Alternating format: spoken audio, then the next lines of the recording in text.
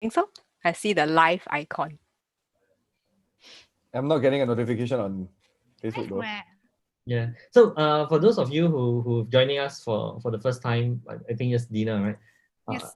We do broadcast this to we are there. All pages. Broadcast this on Facebook Live on two groups, the Strengths Alchemy page as well as the I'm Delusional page, which is Mine. this one. We have been doing this for a while. And previously we talked about quality conversations, giving feedback and the like. So we kind of just find new topics to talk about and chat about in each point of time. And this week we are talking about self-care and resilience. Yeah, And I thought we're supposed to do the feedback online, but never mind, it's okay. Yeah, so that one we can still do. We skip We that can one. tell you about it later. After learning from you guys, I did try it out. Oh Which I shared wow! with Alex. Actually, we can touch a little bit more on that as well, and talk about feedback online as well. But I thought today, because we've kind of used the topic as self-care and resilience, so we can talk about that, and more time we can talk about feedback online, or we can have a separate session on it as well. No, I'm glad about this actually, because then Jeffers, you can talk more. I'll be happy to hear from Jeffers as well. Yeah. So the last few rounds it was me and Ethan, and this round we have Jeffers, and kind of thought Jeffers actually had some thoughts around self-care and resilience, and through that we have that conversation and just talk about it, especially during this time where COVID, we get cabin fever, cannot meet people, generally getting stuck home, cannot exercise. I was taking an elevator down. I was going to visiting a friend's place for the first time, so they shifted house. And when I was going down, I met this neighbor. He was, in sporty attire with the mask down there, and I just asked her, "Hey, you going for a jog?" He said, "Yeah." I said, "But very cumbersome, the mask. Then when you're running, you have to hold the mask on your hand, very cumbersome." Then his response to me was, "Yeah. Especially during this pandemic, we all need to be healthier." So I think, when we talk about self-care, it's also about taking effort to make sure that we're physically healthy, right? Mentally and all the other aspects. So maybe Jeff, maybe you want to kick us through on maybe an overview or some thoughts. Yeah. Then we can have a discussion. Yeah, maybe I'll just share based on what I've seen like over the last couple of weeks or months, right? Based on what self-care is, and also some of what I've discovered, and maybe see Ethan and Res can speak to that, or us, we can just have a conversation about it. So in a sense, I think I mean, COVID is just probably one of the triggers, right? But in a sense, self-care is sort of like a form of activity in which we do to sort of like take care of our physical, mental, and emotional health, right? So I was just chancing upon some statistics, right? I mean, from HPB as well as IMH, right? So some past data, like 1 in 7 of people actually face some sort of mental health disorder in their lifetime. And I think every year it has increased the statistics, and in a way, it also tells us that this is sort of a worrying concern because people are also paying more attention to it. You start to hear more terms where people talk about stress-related mental disorder. I can't sleep at night. I am facing burnout. I just can't cope with even work. And suddenly they get foggy mind. So you hear all these symptoms that pop up. And then there's this whole huge range of study of things like mindfulness, meditation, and even physically, people talk about sleep, right? So I like to probably speak to a bit into the particular areas or dimensions in which people look at in terms of self-care. So physical, right? We food is not a new thing, right? Nourishment and nutrition is not a new thing. Likewise, exercise is not a new thing, but it sort of remains on people's list in terms of going out to do exercise, even though there's such a COVID thing, because of the very fact that if you don't have movement, a lot of things happen in your body, just doesn't seem to balance well as healthy. Sleep well as well. I read a recent article. They say that top performers, I think, sleep around 8.5 hours, I think, per day. And there's so much emphasis on sleep and there's some myth around people where they think they can get more done by sacrificing sleep, right? So they think that if I sleep 4 hours tomorrow, I can catch up with work. But at the same time, they realize that, hey, the next day they feel even worse off. It's as if they, uh, I can't remember. I think it's as if they were actually alcohol influenced, because when you have alcohol, your cognitive capabilities get lower lah. So that in itself is a short aspect on the physical side. And then there's also the mental side of things, right? I mean, now with COVID, how do I remain focused when I schedules a task or something that needs to be done? Can I get things done within the time period in which I set? Or during that moment in time, suddenly I lose focus, I get foggy mind, I don't have mental clarity around how to go about to do things, and then the tasks just keep piling up lah. So and then somehow between that, I get self doubts of my own capability, whether I'm able to perform at work. Then I function even worse. Then I start to attribute that to my self worth in terms of like I'm actually not good in terms of doing this job, or not good in terms of learning this skill, and I sort of spiral downwards. So that's the mental health, right? It's more in terms of like looking in terms of your own thinking, and taking certain actions around, and is there anything where people can do things in that aspect. And then there's also a part on emotional. I'll just speak to these three first, where uh, right, it's about self-awareness, right? We talk a bit about your own emotions that come up. Low moods, high moods, we get it every day. But if we get into low moods for a long period of time and we can't get out, then there's something to be said about how we are regulating our own emotions. You often hear people say about having nightmares, thinking about work. When they sleep, they just have racing thoughts. And in the morning, they just don't feel like uh, working on it lah. So and just to speak to this time round in terms of COVID-19, right? I think social isolation has become sort of a real thing, right? Not being able to, some people sort of process their emotions much better by talking to somebody, even though they call it just venting. But not being able to do that does sort of create a lot of sort of inner tension in which the person's face and feel. And is there a way in which we can take charge of that lah? So maybe I'll just open up these three different dimensions first, in which we could talk about. Then later on, we can just share a bit about what kind of practice do we personally take, right? And what have you seen in terms of what other people do, in which they help to regulate their own emotional health as well as physical or mental health, right? So I'll open up to Alex or Paylin or Ethan, or even if Dina, if you want to ask anything about it. So this is question time, is it? So sometimes I was thinking, when we talk about things like physical self-care, emotional self-care, mental self-care, these are not new, right? To people, they know they need to exercise, they know they need to eat well. So it's not an issue of knowledge sometimes, right? So what stops people from doing the things that they, this is a very broad question, right? What stops people from doing what they already know? And what are some ways that, maybe some tips and tricks to overcome the barriers to doing what we know we should be doing but are not doing? So maybe to speak to that, I think there is some misunderstanding in terms of okay, I don't know whether I'm speaking too broadly. I think the misunderstanding in terms of people think that we often need to do a lot of things to fix ourselves, right? So I need to practice this, I need to practice that, and I need to practice this to make myself become better. I personally think that naturally we are sort of self-regulating lah, but in terms of how we needed rest, right? If end of the day after we work, we just needed to rest to recuperate. But at a certain point, let's take for example, right?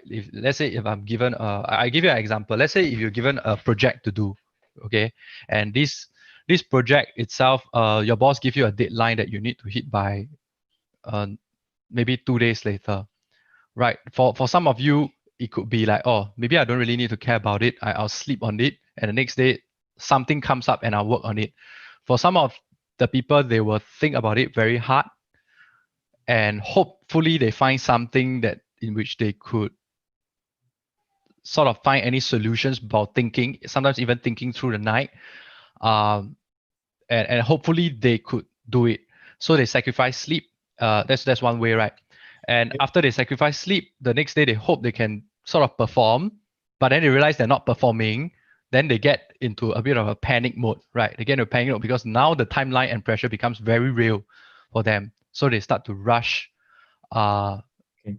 So it's interesting, right, Jeff? As Yeah. you're talking about that, I'm actually kind of smiling because you seem to be describing your talent teams and how your talent teams sabotage your own self-care, right? You're talking about responsibility, you do certain things that you need to sacrifice sleep to get things done. Then if intellection, you think overnight about certain things, right, with learner and input. So you overthink, and that causes your sleep and kind of sabotages your self-care.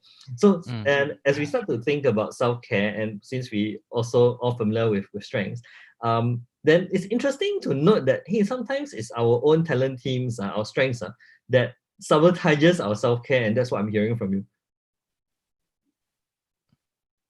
Yeah, definitely there's aspect to it, right? I mean, because that's how we lean towards our own way of doing things, lah. But in that sense, I also think that that also speaks to why we have different ways of sort of coping in terms of our own emotional health, regulating it. I guess I haven't reached to the point, but I think what it comes for me is we all have ways of coping back to our own health, right? Like for some of us, we practice for some they went on vegan diet, right? Nourishment, and some they practice sleep. And in my particular case, is more of sleep lah. I prioritize sleep quite a fair bit. So that helps and that works for me. And I think so I think to go back to your question, which you say that these are not new knowledge, and why aren't people practicing it? But I can also say in a sense that you are already in a sense practicing it that helps you to cope. That help works for you, but it's just so. But it also means that what may work for me may not work for you. And therefore, it's important to then recognize what the differences, what works for us, and what doesn't work for us, right? So sorry, I think I cut you off. Yes. Yeah. So in a way, I suppose at least I also think about it whereby I think Alex or maybe Ethan or Pei-Ling, you already have ways in which you cope, right?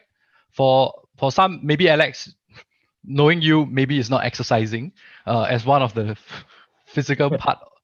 I need to be exercising. I'm not exercising enough. So that's the opposite, right? Kind of no, but I need to be able to exercise more. So it's kind of it's a bit different. Yeah. So maybe in terms of the physical side of things, there's a part where you think that you need to work on, but probably on the emotional side of things, or which you are chatting with friends, like even a quick connect session or having chats, that is your way in which you cope, and that is a way in which is also a preference for you that you lean towards. Yeah, so that's interesting, right? There are different aspects to self-care, right? You mentioned the physical, the emotional, the mental, right? Mental, yeah. Mental. So I think some of us lean towards certain aspects of self-care. Like for me, it's the relational part, which is probably more the emotional side of things. And the physical side, the physical self-care actually suffers for me. Because as much as I know that I need to do it, but I'm more inclined towards the relationship part. So my emotional is there, my mental is there, but my physical will suffer, right? So I think there's also a need to then balance the different aspects of self-care and not lean over to just certain aspects and neglect others. And that can cause problems as well, right? So I'm going to moderate this a little bit. Ethan, you've been quite quiet. So what are your thoughts over the things we just spoke about, right? We spoke about talent teams might sabotage our self-care. We talk about the balance of self-care across different things. What thoughts do you have on the topic? Yeah, so actually, I have so much thoughts about it. Okay, you know me, I have thoughts about everything, so that's not a surprise, right? So I think what's super relevant for me is because I was trained in medical world, right? So I was trained in psychiatry. So my understanding of mental health is kind of different from a lot of people because like I'm looking at diagnosis, I'm looking at all these kind of different things where people have already crossed the age. And so when you talk about depression, where you're talking about like the way you described it, where it's extended period of time and you don't know why and there's no clear trigger, it's exactly it, right? But actually also after leaving medical school and learning about coaching and learning about, I mean, whether is it like spiritual healing or different kinds of things to understand the way the mind works, self-care became a very different thing for me because this is where it's really interesting, right? I have people who say self-care is going to the spa, right? I say people saying that self-care is going for a mani-pedi, right? So that's a lot of ladies that I know, like, oh, like for a guy like me, I squirm over the idea of mani-pedi just because it digs into your nails. So to me, that's not self-care, right? Like that's like, ugh, right? So everybody has their own version of self-care, but it was very interesting when I started looking at the patterns of this. So there's a reason. So just now I went Dakota in the group chat. Sorry about that in the Zoom. Because when we talk about this, it goes back to this being listened to, right? Feeling understood. So I go back to my models around like Maslow's hierarchy, all these different things, right? And one of the key aspects about this is intimacy. So it's something that a lot of people lack, especially in Asian cultures. We lack the word called intimacy. Intimacy, if I define it properly, is the feeling of being understood and therefore being able to express yourself and being open about being yourself, right? So if I were to be very objective about it, a lot of people have difficulty being intimate with themselves, with other people, and a lot of other things. So when Alex was saying that he likes to hang with friends, right? Like one of the major parts, like individualization, right? For both me and Alex are like super huge. So like that part, like different people, different aspects, you know, learning about different people is a large part of what drives us, right? So that is interesting. So when I mix it in with my self-assurance, I get drained out from meeting too many people because I think I can save everybody, right? That's where the self-assurance comes in, right? I can help everybody, I can talk to everybody, I can save everybody. So that drained the hell out of me. But what's really interesting was that that's also what kept me driving forward too. So it was more about, so when we go back to the word called balance, right? So different people have different ways of looking at it. You talk about the physical aspects, the emotional aspects, the mental aspects. So for me, at the end of the day, I go back to three most important things, right? When they talk about physical things, when they talk about mental health and taking care of yourself, there's the physical aspect because there's no such thing as running away from your body. If you're eating trash, you're gonna feel like trash, right? If you eat Doritos all the time, you know, as much as it's wonderful to eat and it makes you feel really good when you're eating it, you know, the after effects after a few weeks might be terrible, right? So then the second part is really about your emotional, right? So are you feeling understood? Are you connecting with people? Are you connecting with yourself? So when we talk about mindfulness and meditation before this, do you even understand what your emotional state is like? Right, that's where I recognize that the reason why a lot of people who went into depression or anxiety or all these kind of things, there's a lot of low-key anxiety around us actually, if you notice. If you go to Raffles Place, right, if you just walk around, even now, right, there's this general sense of anxiety. There's a reason why we feel like everybody's a zombie. It's because they have this anxiety about the next thing they're supposed to do. So when you described it perfectly, right, your responsibility makes you worry about whether you deliver the next part. Does it create a baseline anxiety in you? So that's where being fully aware of these emotions really matters. Then the mental side of the equation is where am I intellectually able to comprehend what these other tools are? Because that's intellectual abilities is where we make choices, right? Am I going to draw the right boundaries? Am I going to be able to understand my emotions? Am I going to understand what my body needs? Right? That conscious part of it. So when Alex said that a lot of us don't practice it, is because our intellect might know it, but it does not know how to activate it with the mind and with the heart and the body. right? So that's where we really talk about this, and trying to get people to the next phase is where you connect with the heart, then you connect with the body. And that's for me in self-care and resilience, right? If you're able to balance out all three and you're able to spend time on even understanding that for yourself, I think that's already 90% of the battle. And then the last 10% is actually doing it. Yeah, so I think that's interesting. For me, my motivations comes a lot from what I'm focusing on. So in my top 10, I have focus as one of the talent teams, right? And focus gives kind of like laser like focus on a particular item. So for me, when that happens, I kind of lose track of some of the other stuff. So for right now, I'm working on my meetup group. I'm trying to work on its recreation and transformation, right? So I'm all in. I'm talking to strength coaches all around the world, talking about topics, inviting them to do talent showcase and things like that. And that energizes me like mad. But I look back, I say I haven't exercised for the past few weeks. So it comes back to the talent teams for me again. That look, when I get so engrossed in something, a talent team shows up and then it kind of derails me sometimes, right? If I don't have the balance, like you said, balance, right? So this is kind of where I observe. The other thing is also, I think, the importance of keeping a, how to say, a goal or vision of how things would be. So I remember last time I used to go to the gym almost every single day, right? Because for some strange reason, I had this vision of a, okay, not strange reason, but I had this vision of getting six packs and stuff. Then I was like, okay, by this date, I want to do that. And if I go to the swimming pool or whatever, I want to look good and stuff like that. Doesn't work for me, man. Vanity, right? Yeah, that doesn't work for you. It kind of worked for me for a period of time. And so it's the how do we motivate ourselves to do certain things? I thought would be quite interesting. How about we hear a little bit from the ladies, right? I've not heard from the ladies yet. Who wants to go first? Let's talk about how self-care is for you, or whether your talent team show up and things like that. Okay, I can go first. Actually, recently I've been rather intentional about using my talent themes because they energize me. So I think they probably feel the heart, if I'm not mistaken and if I've read myself correctly. So for example, last week when I went to the botanical garden, right? And for most people, what do they do when they go to botanic gardens? They walk around, they Walk around, relax, right? Yeah, most people do that. Then I realized that I must use my talent theme. And one of my top talent themes is woo.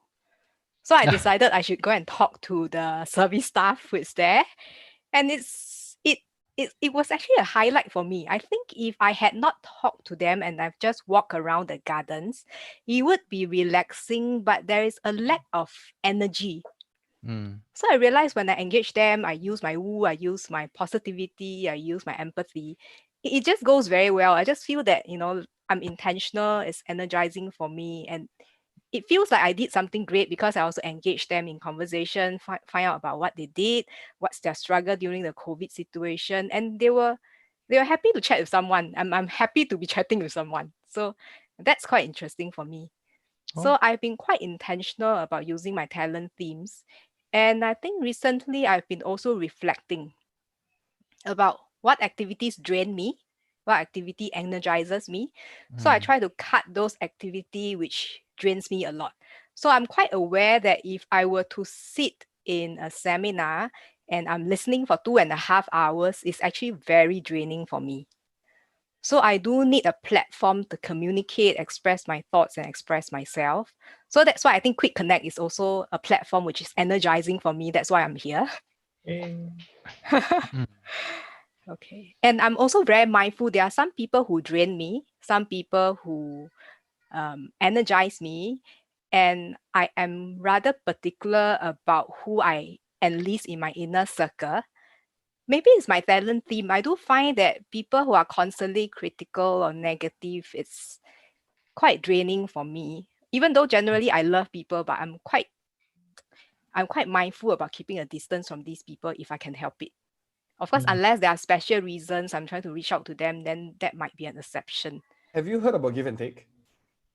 Give and take. Yeah, givers energy? and takers. Yeah. So no, there's energy vampires and there's givers and takers, right? So the people okay, who are yes, happy to give you, So I know exactly what you're talking about. I just want to just resonate with you on that front, like give and take, right? So people who are givers will energize you, and that's usually I think the case. so. Yes. Yes. Yeah. Alex, Is it point to Alex? himself. Give her. I think I am giver matcher kind of thing. And I thought Right. Paylin, you made a very useful point, right? Sometimes when people talk about self-care, they keep thinking about things that they need to do. I need to diet, I need to exercise and do things. But Penny, you brought the other dimension, right? Which is cutting off your things that drain you, right? So it's a pruning process. And recently I was reading a book by Dr. Henry Cloud called Necessary Endings, and he talks exactly about that we need to prune off things that prevents us from doing our best, things that are not useful or things that have no hope, right? So excellent book, go read them, go read it if you have the chance. But that's a fantastic point. Maybe one of the best way that we can have self-care is to just sit down, list all the things that drain us that we need to prune and cut them off. And that actually is probably one very useful way. Ethan, you want to say something? No, for a lot of people, that might be their jobs. So scary. Don't say that too loudly. Not kidding. Or their bosses, right? So I think this is where I think is really interesting because Necessary Endings is a useful book. It's again, I highly recommend everybody to read it. I resonate on that point, and I think so if there's anything, right, like for example, hyper focusing on the office matters now, like for me, right, has like when I used to be running undelusional, I used to be all over the place. I had too many people I was taking care of.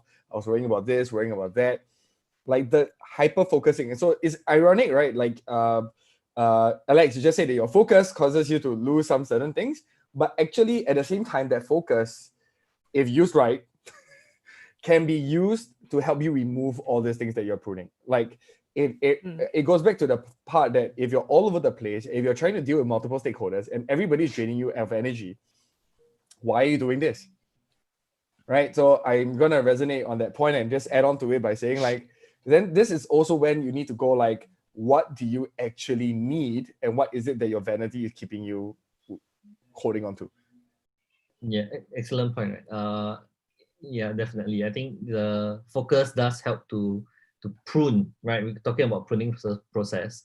And yeah, maybe one of the useful ways is start looking at which of your talent teams actually help you to prune more effectively. Right? Interesting. I suppose that's why there are strengths, like you because they became a preference, that's why you pay attention to it. And if you to undo that, then you wouldn't be sort of living in that space in which you think about. So if focus is a preference in which you focus on, then that comes about as you, Alex, right? Because that is you in which you function. And what, as I'm listening in, I also hear what Pei-Ling was mentioning. So what is true in general, it seems like, is like people have different ways in which they cope, which we already sort of mentioned it. So I don't know whether they will change over time. And I think it does. So maybe it might whether it's temporal, right? So like maybe Alex, you reach a point of time where the weight gain too much, whereby it is like, oh, I really need to physically exercise now. Bam. Then that's where that cycle kickstart, because your body is telling you that you're taking up too much now and you need to do something about it. So there's a sense whereby it is also a sort of a temporal, where time tells you when you need to balance yourself. So I don't know. So let's hear from what you all think about that. Yeah. I'm I actually think curious. he hasn't reached that point yet. I think I'm very curious what Dina and Melody have to say about this, because now, let's just. Yeah. Okay, I should say. What happened was that during COVID, right? The first 1 month was quite a struggle for me because there's like new changes, new norms that I have to cope, and my top 5, there's adaptability. So I think because of adaptability, right, is like I work because I focus on the moment. I focus what is important, and I probably lost the direction because I only focus on what is important. So it's like I work very late at night and very stressful because there's like new changes that I have to adapt and stuff like that. After 1 month later, I felt that I cannot continue like that. It's like that it will kill me. So what? Yeah, most likely I also use my talent team, which is adaptability. Yeah, so not adaptability, my arranger. My arranger helps me to define a goal. So when I know the goal itself, right, I use different resources and I try to actually focus on the goal itself to meet all the things that I need to do. And I also have a routine. I told myself that I have to start work like certain timing and I have to end work and I have to like do exercise. I have to actually take care of myself. And if I that continue on, right, I think things will get worse. Yeah. So I think after 2-3 months, I getting used to the routine part, which is it's hard for me because my discipline is at my 34. Yeah. But yeah, so That so it's really explains. hard for me to be that disciplined. But I think my arranger that helps me. Yeah. She sounds very disciplined No, indeed. no, Like, I'm just saying my discipline is like 32. So Oh, really? you're not alone. You're not alone. I think I'm also somewhere there. I don't know where's mine. I think somewhere below as well. So, I know it's definitely the bottom half of the. Number 17, Mine is 21. 21. Wow, we don't have discipline. Oh. Yeah. So I focus. So my focus helps me to Mm. filter and identify what to work on. And so it's interesting when Dina, you're sharing about routines, right? So the first thing that came to my mind was, adaptability tends to not like routines. So you kind of get swept up with the flow and working to midnight and whatnot. And then routine actually helps you to set those boundaries, right? Helps you to get back a greater measure of control so that you can focus on your health, your physical and other things coming to play. And I think that's an interesting piece, right? To recognize that our boundaries on ourselves, right, in terms of how we do certain things is a useful thing to do for us to ensure that we have proper self-care for ourselves. I love the usage of the word boundaries. Okay, well, me and Alex have been talking about this for quite some time, but I just want to resonate again because adaptability is my number 6 actually. So in self-assurance, individuation, learner, strategic ideation, right? I can go non-stop. There's a reason why I think I can go non-stop, right? I don't believe in routines. My discipline is literally, my discipline is 32. Yes, correct. Consistency is 34. Harmony is 33. So yeah, I'm just generally not the kind of person who cares about that kind of regularity or everything being the same. So I completely you have agree with you. ideation as well. As number 1. I also have I think two of you are very, very close in terms of your profile. I remember that time when I was speaking with Ethan. I think it was early in the morning, right? Probably like what? The 7 a.m. one, the 7 a.m. call, the where 7 I didn't a.m. sleep the whole night. Yeah. Yeah, we didn't sleep the whole night, and we had. I think we continued talking for at least another 2 hours. 2 hours. Gosh. Yeah. At least another 2 hours after. He was like, Alex, I need to go sleep now. I was like, he managed to maintain overnight work and then have our conversation after that. So it's quite amazing, right? How after that I'm sure you crashed lah. But I was recording videos for Dakota as well as The Office Matters. So I was running through the night, doing the scripts, recording the videos, and then reanalyzing everything before like heading back home. Then I realized that I was supposed to have a call with him at 9. Then I realized that he was up because his Facebook post was up at 5+. So I decided that I was gonna message him, and he's like, I'm still in bed. Okay, like cool, I'll wait for you. So I just continued doing my other stuff and went until 7 a.m. to talk to him. And then from 9 to 2, that's when I slept. But see, I think because I'm so the other thing that I just want to share is that I was so chronically sleep deprived during a period of time when I was running one of my businesses, that the moment that business ended and I was sleeping, my mind worked even faster. Yes. It was like non-stop. That's when I was writing my books. I was developing a bunch of models. I was creating all these different things, right? So that's when I was most awake. I was sleeping 8 hours a night, which was like a miracle.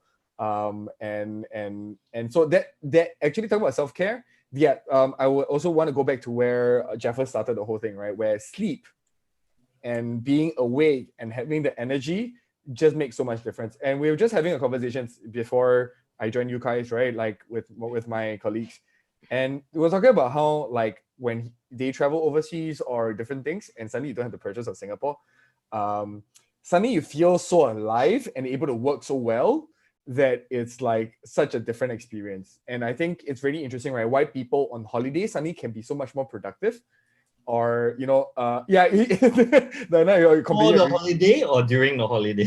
No, during the holiday, like you'll be amazed. Like for example, work trips, I find myself being super hyper productive, right? Like suddenly there's no stimulus of like the next meeting to worry about. Actually, there's this thing about COVID period where I thought it was really interesting because I became hyper productive for a while and then it died, right? Then it became all about like not doing all these things and became tactical for me and strategic afterwards. Then after that, back into ideation and doing too many things again. Like it was a very interesting process. And and I think people who know me, I was going through a life crisis since the start of the year. And then in around April, May was when I kind of settled. So at the same time, I was hyper productive. I was also feeling down. I was feeling hyper. I was feeling down. I was feeling hyper. And then after that, when I had the time to breathe, I stopped being down, firstly. And then the other thing is I stopped being so hyper productive. But what happened is I was thinking more tactically and more strategically, which is a very interesting process, right? So also it goes back to the hyper focusing part where I want to bring back to like where Jeffrey and Alex were talking about, where when you're over focusing on one area, it might not be a bad thing, but your body or something else will tell you that something's missing, and then you have to be aware of that, and you have to go and address it afterwards, right? So it also really depends on the whole cycle that you're comfortable with. Yeah. And it's interesting, I think, because even after hearing from Ethan itself, right, it sounds like the whole going up highs and lows seems to be a natural part of life itself, right? There are times where you get, and even like what Dina speak to it, right? Because of the uncertainty during the COVID, suddenly there was a moment in which the adjustment needs to be made. And once you make the adjustment, you somehow find a balance back. And I think it's unrealistic to say that we'll always be on a high perpetually throughout. I think it's more in terms of how do we catch our highs and what might we need to pay more attention when we are low. And I just want to speak more on that. Maybe we can hear from Melody. I think Melody, we haven't heard from you yet. What works for you? And what speaks to Cycling. you from What? Cycling. Cycling, I think, Cycling. for her. Cycling. And how often do you do that? Do you do that like a daily thing At least or twice a week. Yeah, at least twice a week nowadays. Actually, I only really started like working out and stuff sometime late last year. I was going through some stuff, not for Facebook, but I was going through some stuff. If you want to know, I can tell you later. And I've never actually done any kind of like workout. I mean, come on, do you all really? After like secondary school, I really haven't. Yeah. So anyway, when I first started like running and going to a gym and stuff like that, I felt it, like you feel lighter after every session, and I think it because it releases some kind of, what do you call that? Dolphins. Yeah, endorphins and whatever happy hormones. So it gave me more energy to actually think. It's almost like your brain is actually working. Yeah. And I guess it adds up as well, because you start to look better. Then I'm a validation person. So when people when people validate me, I Probably Wu. would work better like that as well. So it all adds up. Yeah. And then like shortly after, I started cycling as well. And I think cycling, because I usually cycle alone.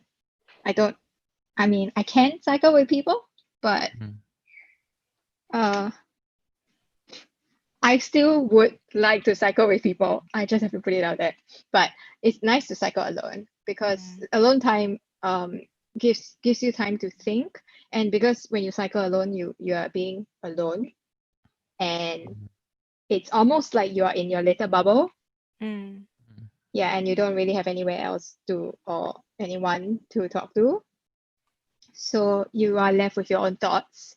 And when you are left with your own thoughts, for me, when I'm left with my own thoughts, I am pretty much I won't dwell on it. Like I'm not like, depressed when I'm with my own thoughts. But it actually helps me think better when I'm actually alone. I didn't used to think that way.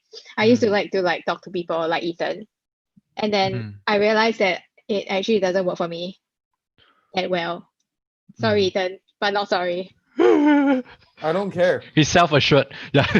I don't care. Like, Yeah, that's true. Ethan Yeah. can take anything. Don't mind. Yeah. You can just say it. no, Yeah, I but I think mean, it's still it's nice to still have people to talk to, because I realize how important a community Yep. is. Yeah. When you go through like a really really bad experience, sometimes for me at least, I like to resonate with people Right. because I seek validation through that as well. But yeah, it's always nice to hear about how other people's lives are worse than yours, and then not in that sense, but if it's, you know what I mean, right? Like if someone else is, doing worse than you, like what gives me the right to feel this way? Guys, please don't get the wrong idea, okay?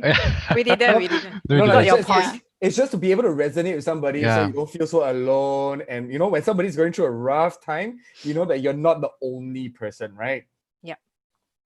Yeah, kind of like that, but more like they are doing worse. So I think I'm actually still okay now. Then like, I sit with their feelings more, like, I empathize with them more rather Are than you referring to my situation too? no. And that's fine, like that's fine with me. But like, but again, no, I just so because Alex has to step up because he need to do some things, I'm just gonna moderate a bit more, and I just Right. want to welcome Dorothy. Yeah. Hi, Hi. Dorothy. Hi, Dorothy. Yeah, no, Hi, your Dot. mic is off. Your mic is off. Yeah, Dorothy, you're You are muted. We can't hear you. You're muted. Okay. Hey, Yeah. sorry. Yeah. Last minute office meeting to attend to. So sorry, that's so okay. sorry. Okay, All good. okay. Yeah, so we were on the topic of like self-care resilience, right? And we're talking about focus and doing things that gives us energy. And so Melody was talking about cycling and how she resonates with different people. We were starting with the whole conversation like pruning and like how do we take care of ourselves during those whole period of time, and so we were using strengths also to talk about it. I don't know, so Melody hasn't taken strengths yet, so that one the thing that we need to get her to do next. But Dorothy, like can you tell us more about like what you do to take care of yourself and create self-care for yourself? What gives you energy? What helps you get through the day? Exercise. The latest craze I have is walking under trees. Trees Walking that under- have big canopies. Ah. Where do you do that in Singapore? You mean you haven't seen trees with big canopies? No, it's like there are no for continuous walks. Like Okay. I'm staying near NTU. So used to be going to NTU, but because of the circuit breaker and this COVID situation is totally closed. So I found this stretch of road. Okay, it's what do you call it? Okay, sorry, I keep walking on it. I don't know the name of road, but it's very good. To walk under the trees. I don't know how to explain to you. Walking under the trees, under the canopy itself, somehow there's this sturdiness in the trees, and then the feeling is like, wow, it's so heavenly, something like that. So that's one area I found. Another place is along Danyan Road. This one I only found out last Saturday. Danyan Road, which is like towards like the Kallang area. No, No. Wait. Bukit Timah. Bukit Timah. Okay, sorry. Yeah, Bukit Timah. Okay. If you're along Botanic Garden, and you walk upwards towards Upper Bukit Timah, the whole stretch of road, a lot of tall, big trees. Yeah. So this is one of the things I like to do, walking under trees. How often do you do it? Okay, lately it's going more because during the circuit breaker, I just keep going out for walks just to be not at home. All right. Oh. Lately, when I just feel like it, I say, wow, this is show. Very nice feeling. Just go and walk under the trees. Lah. So And I more realized often. that Dorothy, you love nature and nature walks, right? I remember Yeah. few salt gatherings, right? We went botanical gardens and we went this other, where was it? Was it Henderson or something with Did the we group? go? Henderson Ridge. I can't remember what was Henderson, but one of those parks. Henderson Waves or Henderson Park, which is near like Henderson. Did we go? Our We front went to group one of where the they are. parks. Hot Park. Yeah. But okay. I must tell you what kind of nature I like. I don't like the very nicely, like a manicure, pedicure done kind of a garden. I don't like. She's I very like garden, the nature kind of garden. So okay, botanic garden. If you ask me which part I like, I don't like that part near the MRT station.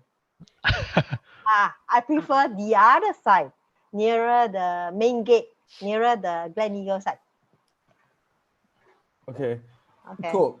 And so like clearly, right? So nature actually is a very interesting thing, right? So how many of you how many of us here actually go to nature to recharge? Melody.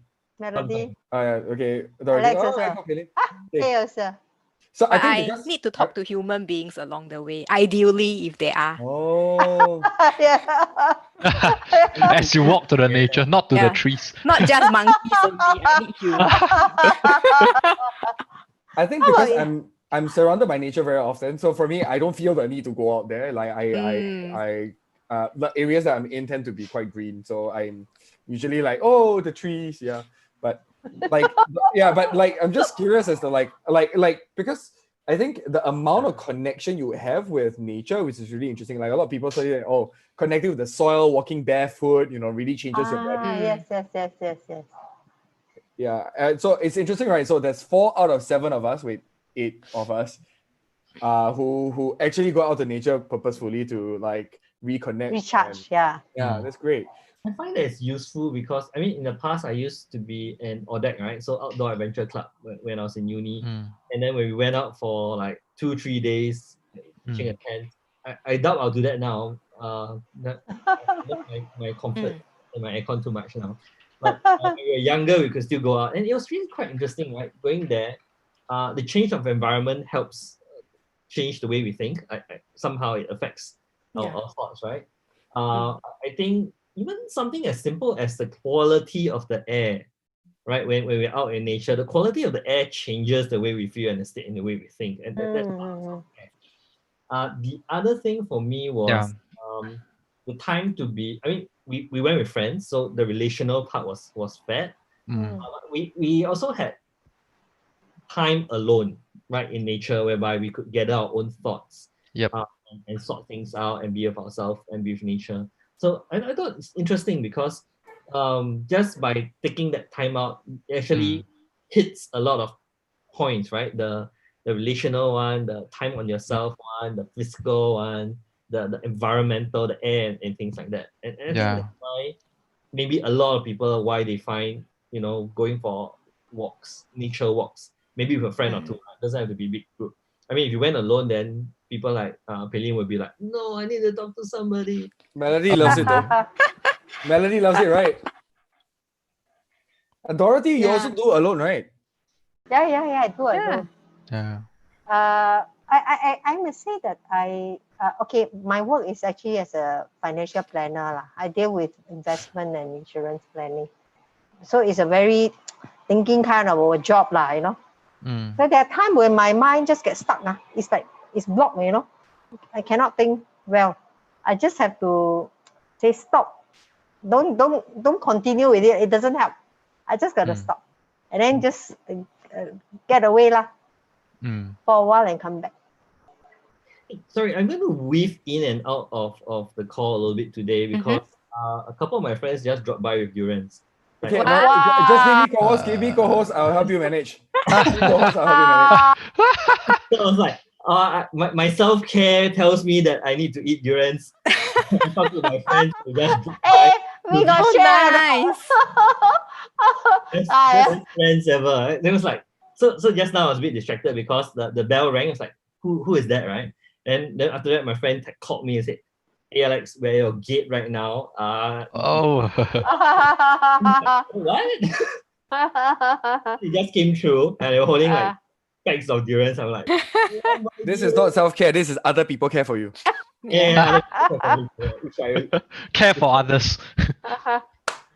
so yes, Ethan, I'm gonna make you co-host as I whip in and out of this. Yeah.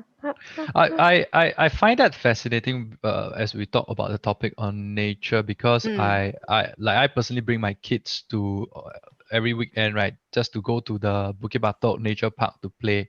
And I think it resonates also with what Alex said, right? I think we are not in an office environment, that's for sure. So a lot of what we pay attention to in work related setting somehow got taken away by maybe the sights and sound of what's happening, the birds chirping, even the feeling of the soil or the air, right?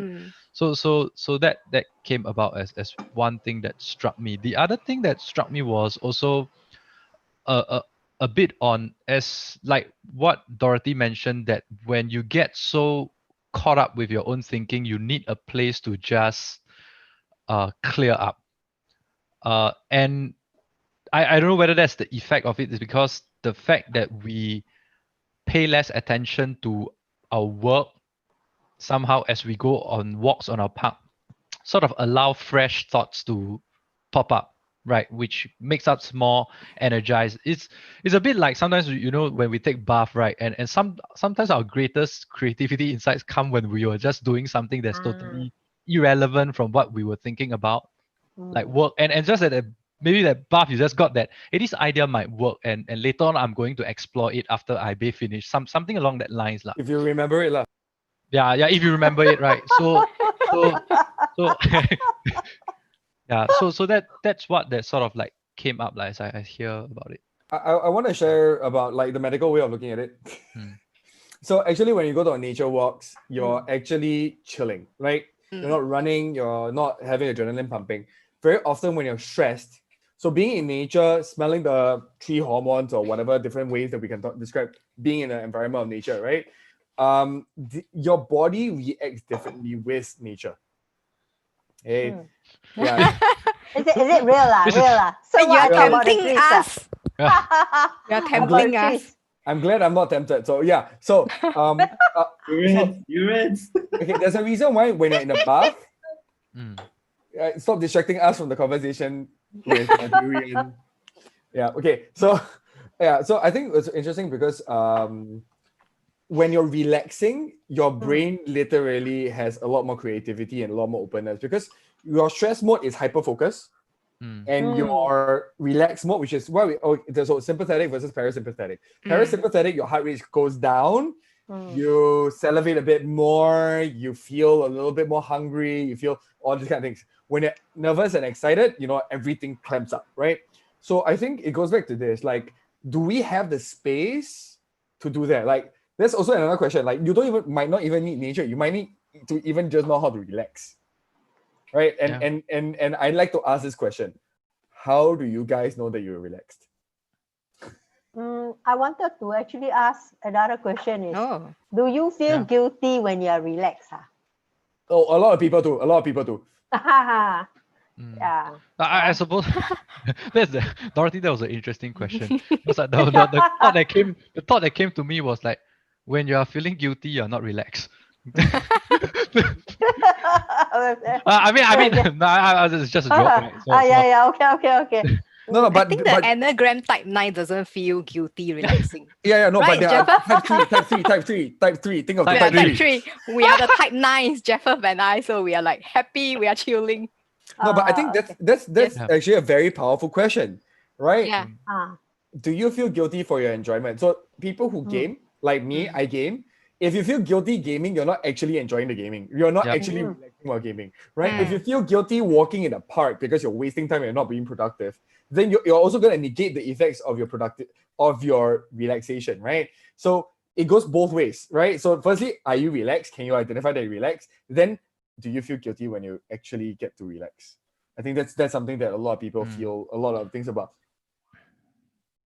Anybody wants to share? Yeah. So that's interesting. So I don't know whether anybody has this experience. I'm just gonna share it. So like you Right. wake up on a day and you sort of just chilling out, but somehow along the way you feel guilty. You're not doing enough to chill out or relax enough, and then after a while you start to think like, hey, am I doing enough for the day to make myself even more relaxed?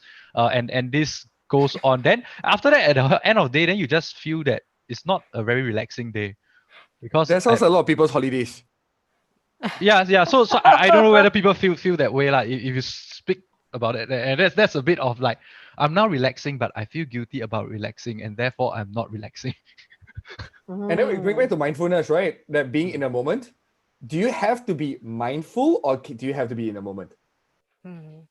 Right. Wow. So like, play, kids playing is a form of gaining energy as well. So there's this actually very interesting realization I had where resting is engaging in something that's not work related that you enjoy. Mm. Okay. Right.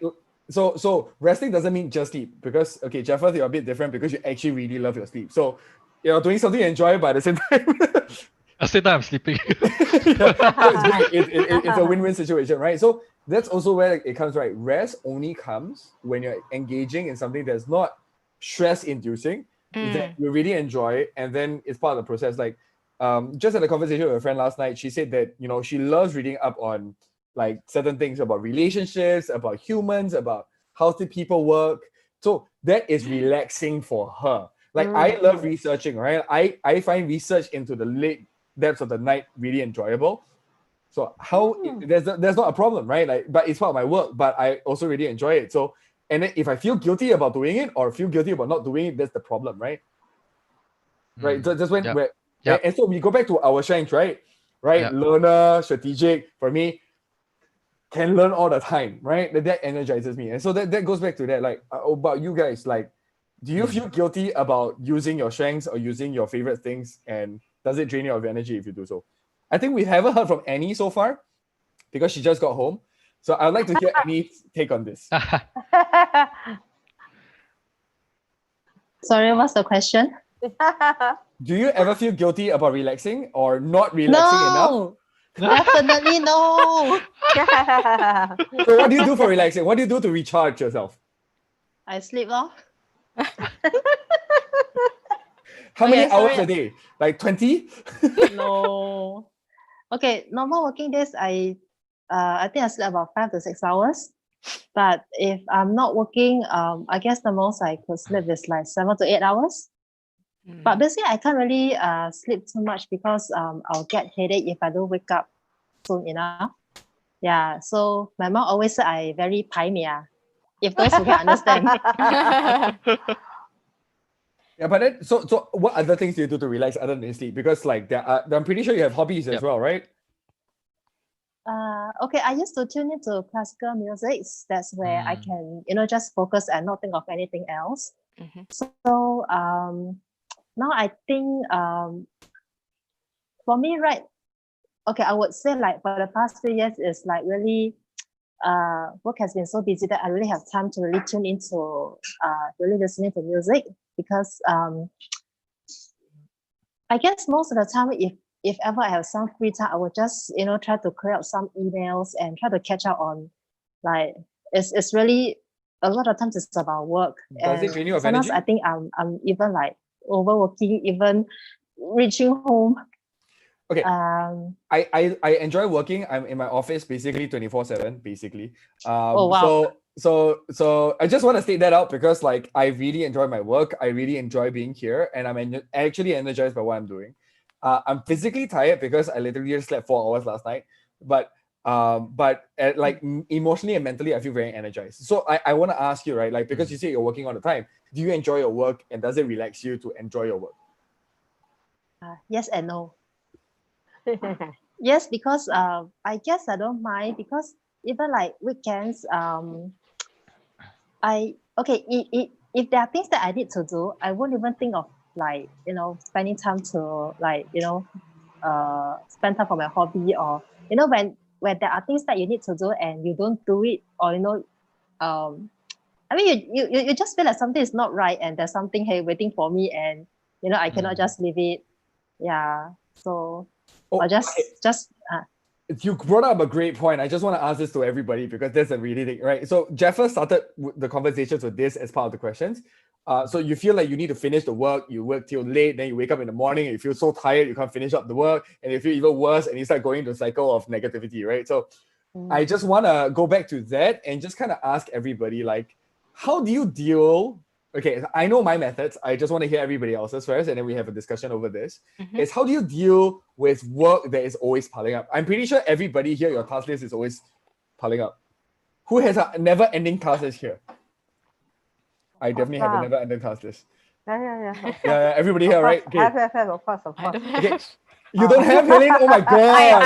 I set boundaries on, because I am a Yeah. trainer, so I do set boundaries on how much work I want to do. So That's I great. create my own life and what I want. Okay, so tell us how you create your boundaries. Boundaries, right? Alex's favorite word. Okay. So let's say if I feel that I would like to just train 3 days a week, I'll just tell my office 3 days a week. So that's max. So unless there are exceptional circumstances, otherwise I wouldn't want to train like more than 3 days, because it's physically very tiring. And if I'm very tired, I feel I'm not giving my best to my learners. So that weighs on me. So for me, being able to engage and giving my best is important. So I feel I need to set my boundaries that way. That is awesome, Palin. Yeah, let's have other people. Jefford, how do you deal with your never-ending task list? Well, I think I came to a certain point that I realized that, like what you mentioned, right? It's always going to be never ending. After I reach a certain point of time, do I want to focus my energies now, right? Or what should I pay attention to um at this moment? And I suppose initially you would have that thought around, like, oh, at night some of these thoughts around like your work would suddenly float up in your mind, and you think that, oh, maybe I need to pay attention about it now. But at some point I just didn't care about it that much, because I realized that I realized that tomorrow is not life and death. Like, sometimes you just make it as if it's life and death. So even if you don't pay attention on that day, no one's gonna fire you straight, right? But unless the point of time where people is really going to fire you means you really got to work on it, lah. But I realize most tasks you don't really have that. You see, you can prioritize when you want to do it, lah. So the way I cope about it is more I would say it's more a mental way of seeing it. I think as Singaporeans though, we're trained to wait to rush and rush to wait. The army, right? sit at the there, like, okay, wait. Then next thing rush up the tunnel. Yeah. And let's go to Melody. Melody, what are your thoughts? I have a balance. When it comes to teaching, you don't really have a choice, because when you're there, you just have to be ever ready. You know, the school is relying on you. You can't be like, oh, I'm gonna go and teach 3 days. Like, you can't really pick which day. But then in my other job, I get to choose, and these days I make the decision more consciously on what I want to complete and what I do not want to. Yeah. Sounds like choice is a very big deal here. Huh? Yeah. Like Palin and Melody, you're both talking about this word called choice. Control. Yes. Wait, Palin, do you have any one of your strengths that is related back to control? No, but I am at the stage of life where I want to create the life that I really want, not based on other people's expectations or society's expectations. So I'm quite mindful about knowing about what I really want and create that. So Very I cool. try not to subject myself to pressure from other people. I think I don't need to be like others. I'm on the journey on my own. So Very that's cool. important for me. What about Dina? I have a do list, a do list, things to do list. So what I did is the most important one I'll strike out first. Of course, Prioritization, right? Yeah. So I learned that I have to stop at certain timing, as I mentioned. Yeah. So like 6 o'clock, I will have a clear cut. Of course, like as what you mentioned, that you probably suddenly will think of it in the middle of the night. So that's like probably self self-control, saying that, Mm. you just don't think about it. Say tomorrow, then you settle it. Yeah. What about Dorothy? Because you're a financial planner, so you have a lot of things to think about. I do what Gina is it? That's what she did also. I have a list of things, Mm. but I decide that today I must finish these few things. Then the Mm. rest, if I can finish, very good. If not, it's okay. Tomorrow we'll do. Like this lah. There seems So to be I quite a lot of prioritize. self-awareness. Self-awareness with what you can finish. Yeah. It cannot. It's all of us are paid to solve problems. Some kind of problems. Yeah. So human beings will always have problems. If there's no more problems, then we don't have our job lah. All right. So we are all. So I'm solving other people's problems. So I must also know which one is priority lah. Yeah. I also agree. In the middle of the night, somebody said, "Aya, haven't done that one thing." So in the other strength finder meeting that we had, they were just saying write down the items. What was that? Write it down, And and then forget about it, you you keep it in Yeah. your drawer or whatever lah. Yeah. Something like that. So I do that as well. Mm. Very cool. Thank you for sharing that. Yeah, What about Annie? Since you say you work all the time, right? So you're always working. So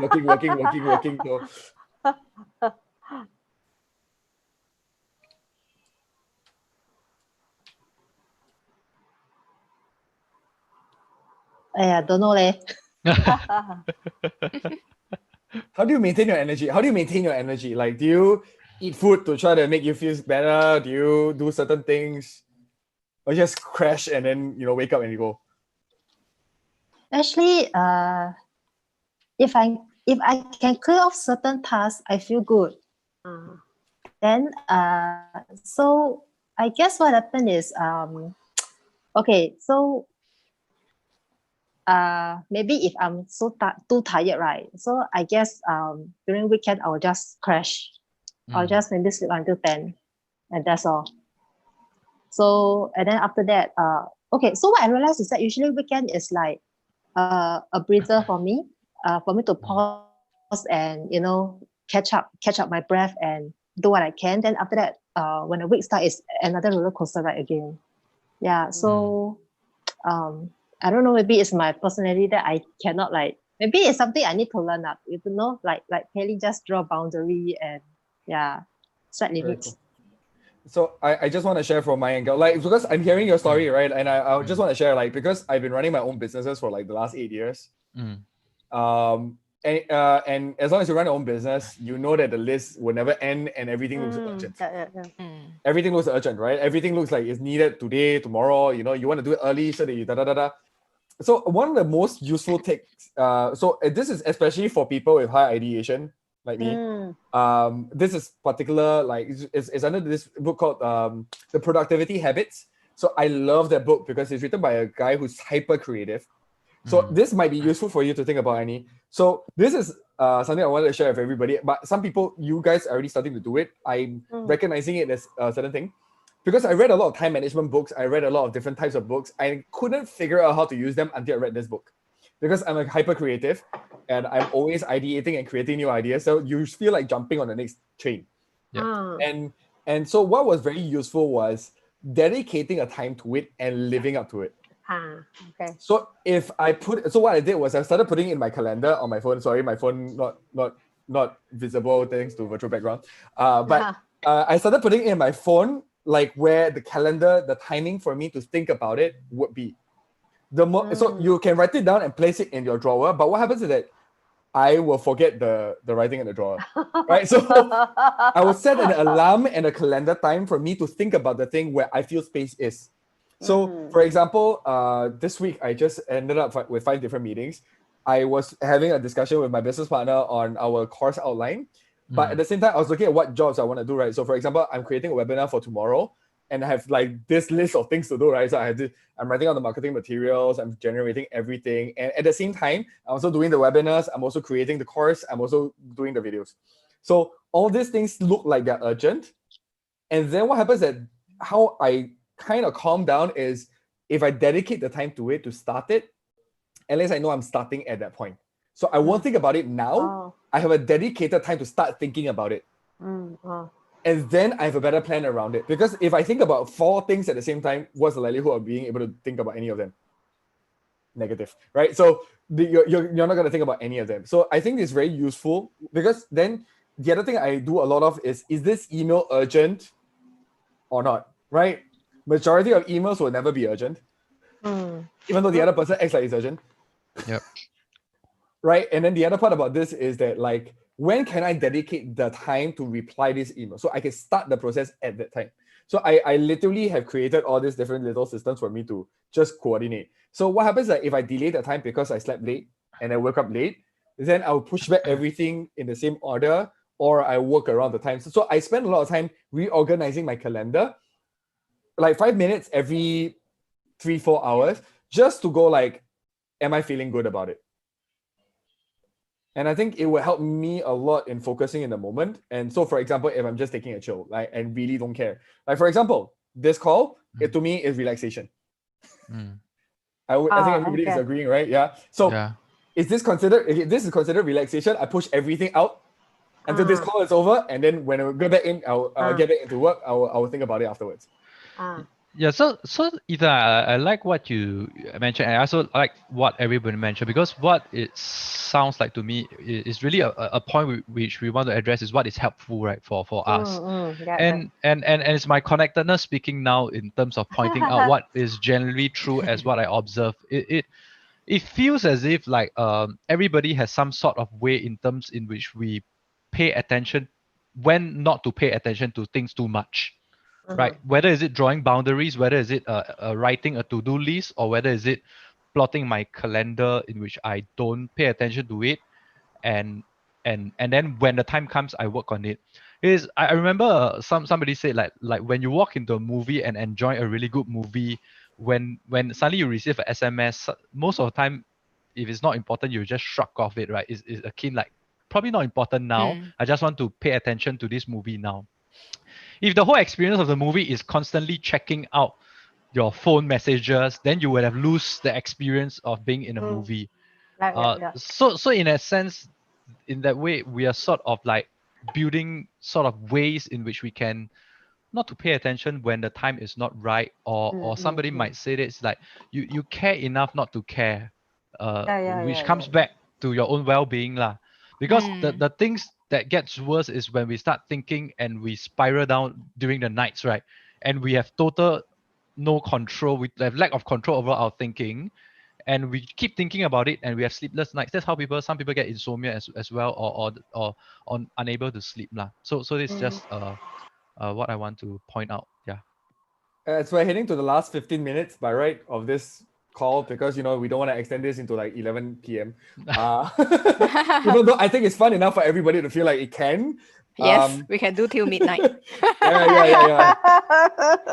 I think it's great to go back to the 3 questions. Jeffers, Right. if you can cover the 3 questions again, because I sorry, I did not remember it very clearly, but I think we covered all the grounds of the 3 questions you started with. And let's kind of wrap it all up with everybody kind of like recognizing where we are on this. I kind of forget what the 3 questions Okay, is the myself. first, I remember the first part is about during this COVID period, like circuit breaker, you feel like you need to be very productive. Yeah, and then it's about like keep doing, right? And then how do you actually like manage yourself and self-care from the process? So I think for us, all of us have started finding boundaries. Okay, not from what I'm hearing, Annie is clearly from sleeping on weekends, and that's great. And then like Dorothy would be like cut off time. So same with Dina. Paylin, very clear, 3 days a week, nothing else. Melody, it's either school time, which is you cannot help it, or for your other work, it's you set your own standards, right? Jeffers, you're clearly a lot about knowing that the moment it cut off, it's also cut off, but even though the ideas come up.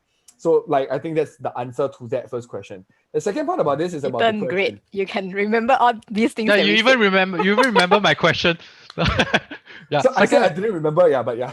Where is that talent that helps you remember all these things? I remember stories. Learner, is it? Learner, and I have input is also quite far down, quite a bit down. Input is my number 7. So, okay. so learner input, right? But Right, because right. because for Jeffers, it's not input, it's output. So Yeah, I output. It doesn't come in anymore. So yeah. So we go back to that, right? So you talk Yeah. about depression and the sadness and minding our emotions. So we talked about the space to mind our emotions, right? So Yep. like when you're taking a walk, when you're Mm. cycling, or like for me, I realized I didn't talk about myself. I like the dark, lonely rooms where I get to be in with my emotions, and I just get to ask all the questions to myself and just watch my thoughts go, and and allow my Yep. emotions to come through and just be in the emotion, and then just let it go afterwards, right? So that's a lot of me. So that talking about that is quite similar to meditation, but it's not exactly. So I think but what I'm hearing a lot of is a lot of time for aloneness, or time with other people, or time with nature, or like just drawing the boundary, but to specific moments where you get to have freedom, right? So Yep. with any, you used to listen to classical music, highly recommend you go back there. But at the same time, like when you're on the train, right? Like you can listen to classical music or different things, right? So rather than replying emails, or maybe drawing some boundaries around that, right? Maybe, right? So that will create a little bit more space for all of us to just tune out of the work, engage in something different, and really engage on that, and then allow our emotions to come through as well. I think that's very, very, very key. And I love what Jessa said. It's like it's normal for us to go up and down. I'm pretty sure nobody here has been permanently up. If not, you're suffering from what we term as mania, which is a psychiatric disorder where you're actually losing track of reality. And then the last part about this was really about a lot about coping mechanisms, right? What are the things that you do? And I think it was very interesting because Alex brought it back to the topic of our strengths, right? So each of us have our issues. Like for example, my strengths also became a big problem because I can go nonstop, right? Yeah. Like you just see my plus self-assurance already, right? You will just go nonstop because you think you can take out the whole world. And then for Jeffers, it's like responsibility, connectedness, input, and learner, like together, it's like you will just keep going on. Yeah.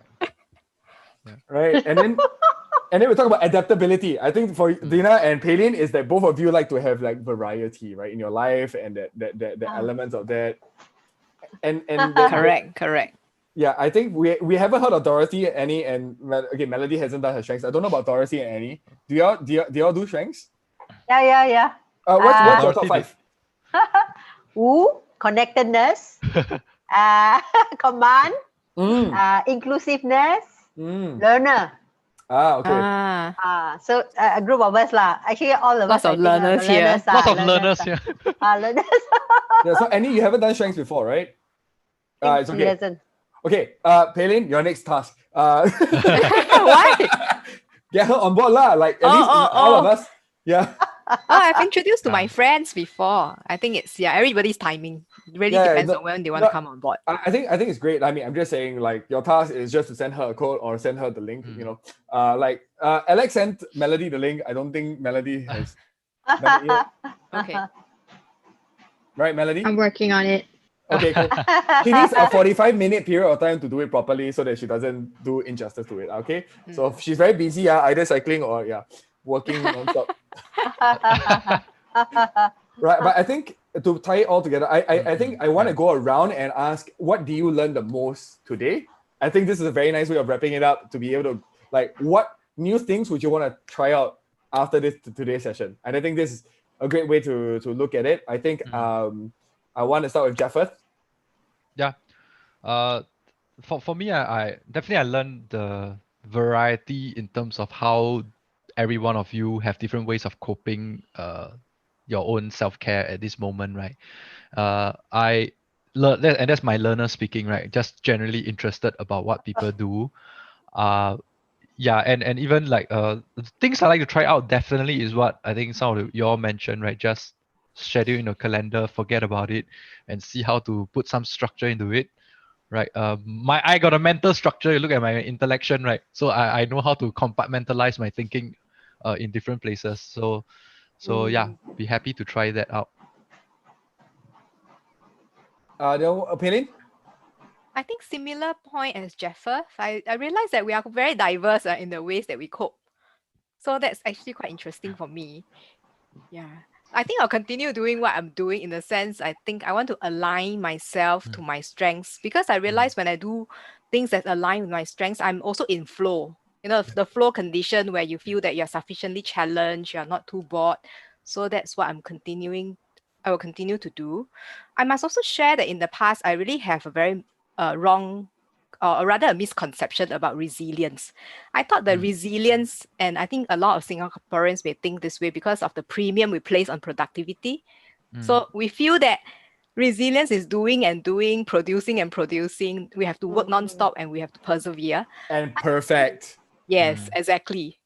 Until I recently read an article that says that resilience is not about doing and doing. Resilience is about how well you rest and recharge.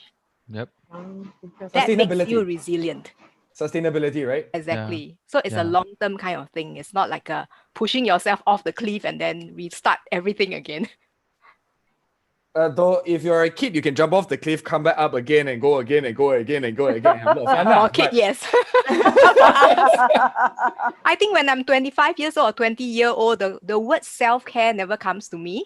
It's only of recent years I feel that, self-care is needed. It's not an indulgence. It's something that you really need to invest time in, and you need to put it in the calendar. Very cool. I love that. Let's go down all the way. Right, the latest entry, Annie. What have you learned? Let me find my strength first. You know what recharges you, right? Like I think that's I think finding out what you recharges you is really gonna be important for you. Yeah. Do you have any ideas right now what recharges you so far from what we're sharing?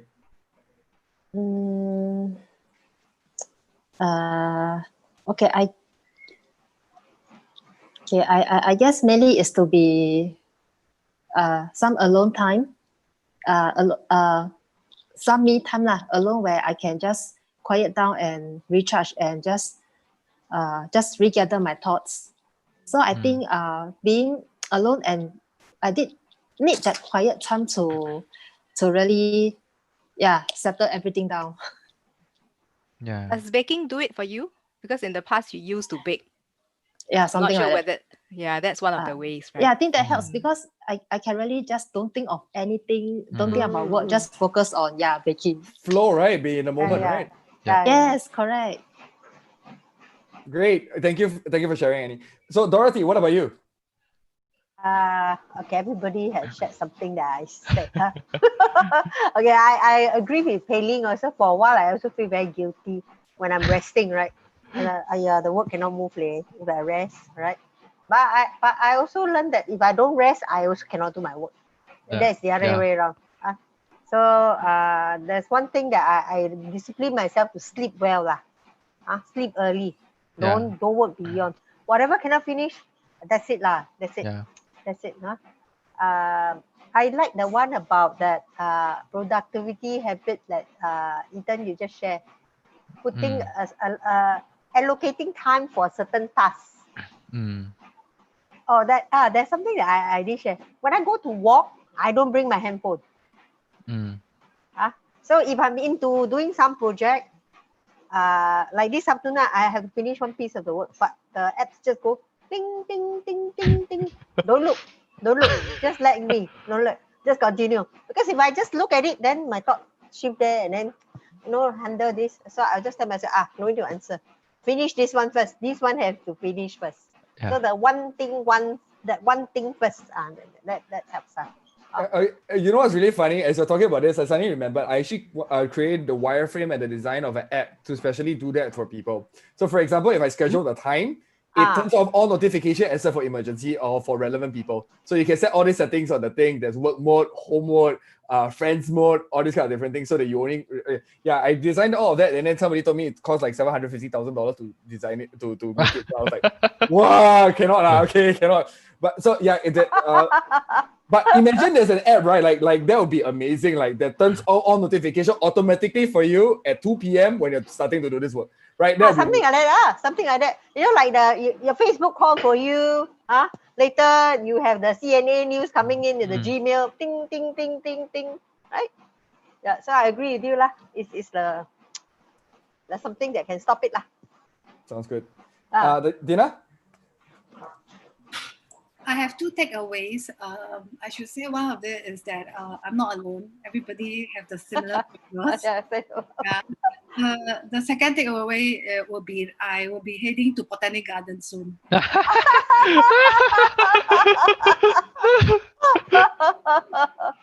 was great. And then now Melody, right?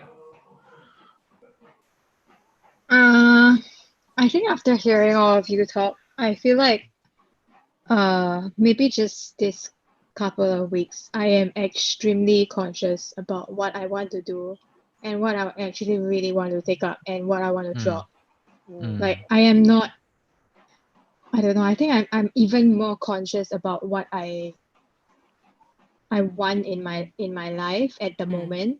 That like I used to be like I used to like, you know, like to suck up. Yeah, because I have that belief that, oh, you know, like if I make everybody happy, then it will be a better place, or I'm a better person. But yeah, it's not necessarily so. And I have had a lot of problems and troubles in my life that was being led by this particular frame of thought. So long story short, I think if you love yourself and know and put your own priority first before everything else, then you can actually teach the people around you how to do it as well. Also, I think the education system is flawed. Yep.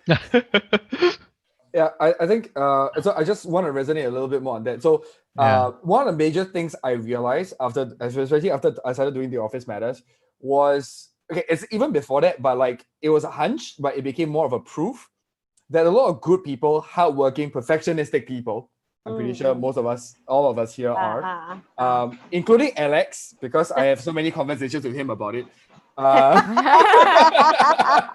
Right. So I think a lot of us perfectionistic, well-meaning, responsible people have one big problem is that we take on too much load. And then we fail some of these tasks, we feel guilty about it, but then we still want to go and save the day and whatever, right? Like, I'm pretty sure all of us had those experiences. So, but what I've learned also is that a lot of research says that the people who earn the most amount of money and have the most amount of success are people who draw a lot of boundaries. What they can do, can't do, willing to do, all these kind of different things, right? So it goes back to this part where what do you want? What do you need for the moment? What are you focusing on? And I think what I love today is that we had this great sharing about self-care. And it goes back to this point of like, what energizes you, what makes you feel good. And then making time and putting in the energy to make sure that it happens. Yes. Yeah, I think that's really for me, that's resonant with everything I'm learning. And at the same time, it's reconfirming for me because like I'm learning from all of you guys, like all these different things. Maybe I should go to Dunnan Road and then find those trees to walk, you know. I know that I still want to go on a canopy walk from Harbourfront all the way to Hort Park, all the way to like, you know, all the other areas. Those are like awesome parts of the area. Yeah. Yes. So there all these things like remind me, okay, there are these little things that we can do, feel good about ourselves, and maybe taking some time out to do all these things is very useful.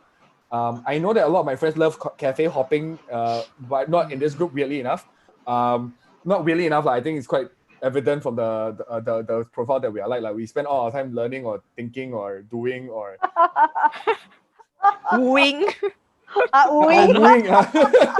takes place everywhere. Yeah, I think it's great. Like Alex, now you can take over and summarize everything for us. Not kidding. He just summarized his durian experience. That's part of self-care, right? Durian experience part of self-care. Part of my self-care, right? So I'm very grateful that, you know, I have people like Ethan and Jeffer and the rest of the team that's able to carry on the conversation. In fact, my friends were there and they were listening in and saying, hey, they're talking about their strengths.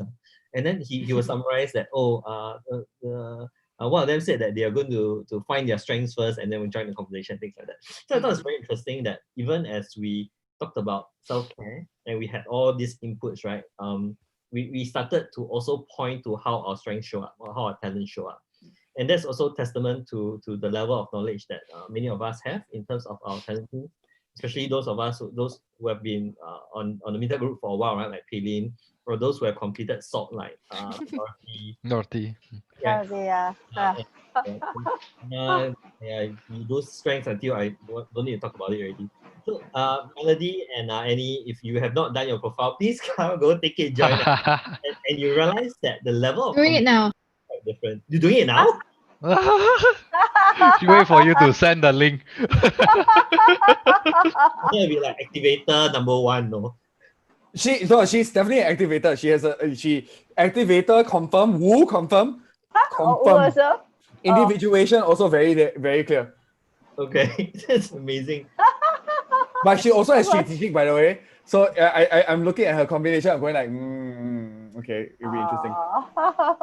So I know that I'm definitely going to come back and rewatch this, right? So that's one of the wonderful things about having this on Facebook Live, is that anytime we want to come back and revisit some of these things, we can, and we will always pick up something new that we might not have picked up the first time round, and that's the nature of the conversations that we have. And the other thing that I want to come back again, I realized how important it is because we keep talking about it, right? It was boundaries, right? So we talk about boundaries in self-care, boundaries in the way that we use our talent teams. We talk about boundaries in office and how having those boundaries in office help you to be successful, right? So that's kind of what Ethan does with the Office Matters. And I think it's such a,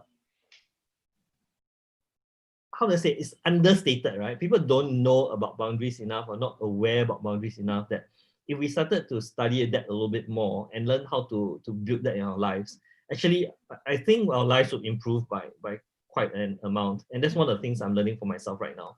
I think we're guilted not to ever set boundaries, especially in upbringing. I'm saying this as a honest thing. Like in school, you're not supposed to say no to the homework. You're not supposed to say no to this and no to that, right? You're supposed to just take it as it is, right? So a lot of us are trained not to draw boundaries.